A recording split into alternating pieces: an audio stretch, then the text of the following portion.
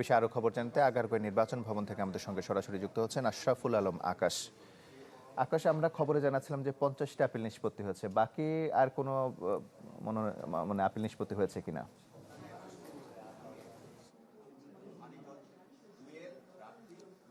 তমাল সংখ্যাটি ইতিমধ্যে বেড়েছে, যেহেতু প্রথমার্ধে যখন এই কার্যক্রম শুরু হয় সকাল 10টা থেকে দুপুর 1টার মধ্যে কিন্তু এই 50টি আপিল নিষ্পত্তির কাজ শেষ হয়েছিল।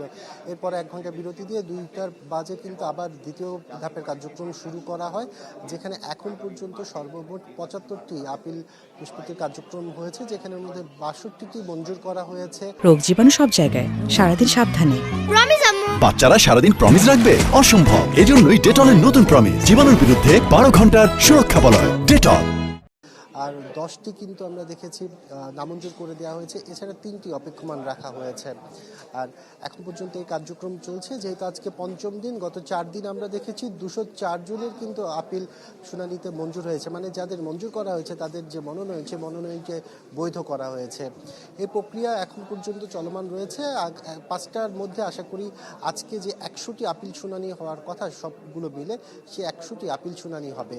আর তখন কিন্তু সব শেষ আমরা জানতে পারবো আসলে সব মিলে কতটি আপিল শুনানি আজকের দিনে হয়েছে, সেখানের মধ্যে মঞ্জুর কী পরিমাণ হয়েছে আর কী পরিমাণ বাতিল করা হয়েছে। এছাড়া আগামী যদি বলে রাখি, আগামী 18 জানুয়ারি পর্যন্ত কিন্তু এই কার্যক্রম চলমান থাকবে। গত 4 দিন আমরা দেখেছিলাম 70টি করে আপিল শুনানি করা হলেও আজকে থেকে কিন্তু সেটি বাড়ানো হয়েছে।